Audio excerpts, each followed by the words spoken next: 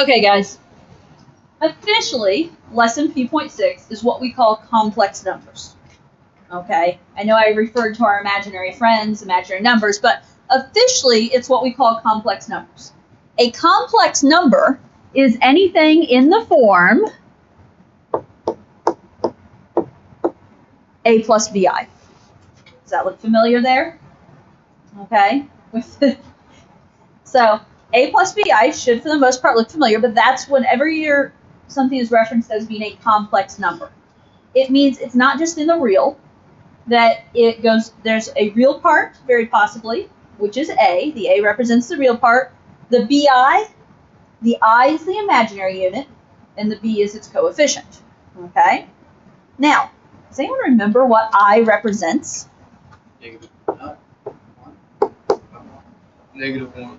Square root of 1. Square root of negative 1. There we go. Took like 3 of you to put it all together, but there we go. Square root of negative 1. Okay? Depending on what setting your calculator is in, most calculators will give you some type of error message if you try and do a square root of a negative. Something about, maybe it might say not a real number.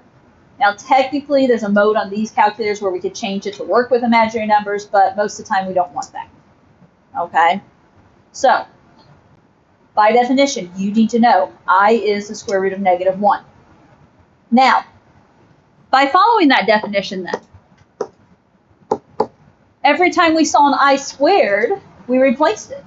Because what is I squared equivalent to? Negative 1. Negative 1.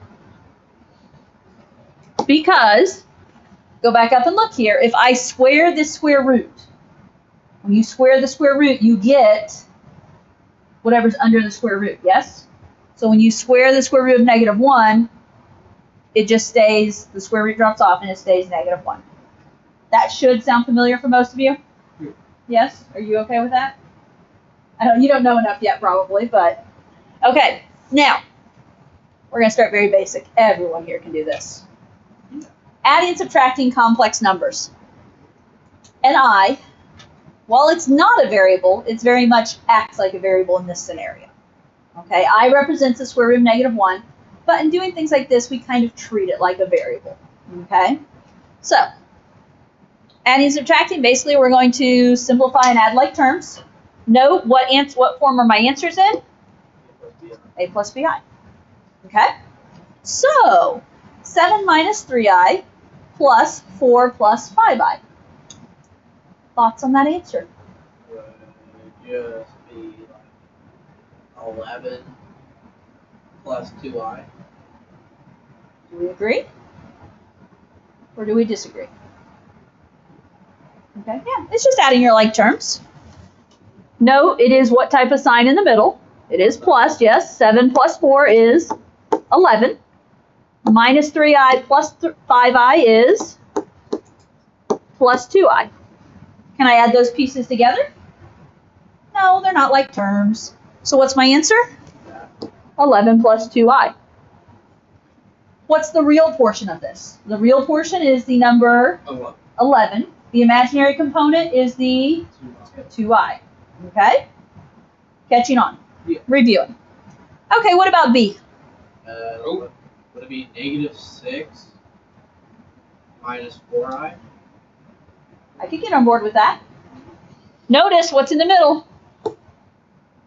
Subtraction, yes? Okay, so we're looking at 2 minus 8, which is indeed negative 6, and probably the catch, if you got caught anywhere, negative I minus 3i. And that's like thinking negative 1 minus 3, which is negative 4i. Okay? Good old review. Now, multiplying complex numbers. It's really no different than multiplying variables. How do we multiply 2 plus 3i and 5 minus i? Oh. We're going to FOIL. Okay, so let's FOIL. I don't know if you guys still do first outside, inside, last, or if you just think distribute, but take the 2. I'm going to distribute it to the 5. 2 times 5 is 10. Outside. Or distribute my 2 again. 2 times minus I is Negative 2i. minus 2i. Now we're going to distribute the 3i. We're going to do insides. 3i times 5 is 15i. Now we're going to distribute the 3i again, or do last. 3i times negative I. Negative 3i squared. Minus 3i squared. So in that scenario, the I was really no different than an x. Now what? So now you wouldn't it just turn to a positive 3 because I squared, we want to get rid of that I squared. That I squared is negative 1. And negative 3 times negative 1 is now 30 positive Is that 3. Thomas?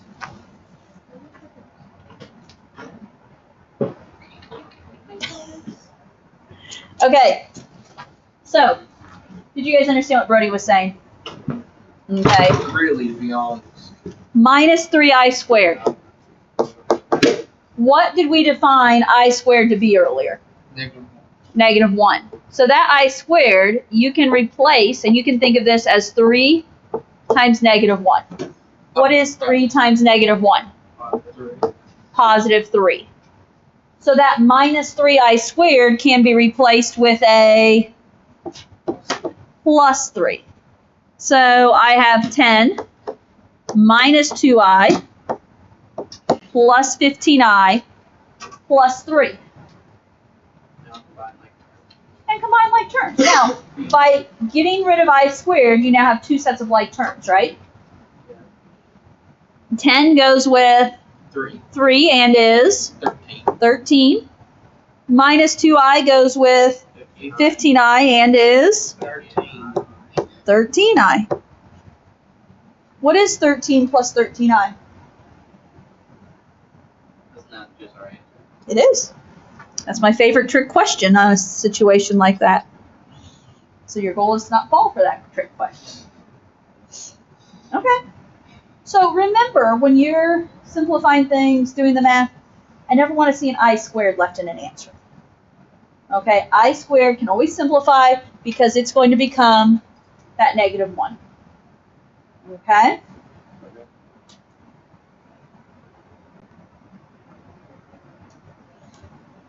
Well, that's a very little introduction. As much as I hate to, though, we're going to stop there. Because the next section, I can't get done in like 2 to 3 minutes. So, okay. We got that. We will pick up on Monday. Look at the rest. And as I said, you should have some work time Monday. Okay? Homework is out there and available. Notice, I don't know if you guys have looked at the sideboard, or I could jump ahead. There's your assignment. Notice it's all evens. I didn't write evens after each part, like that was just, 2 through 16 evens is the big place. 26, 28, 34 to 38 evens. 42 and 44. So just no odd numbers, okay? I have to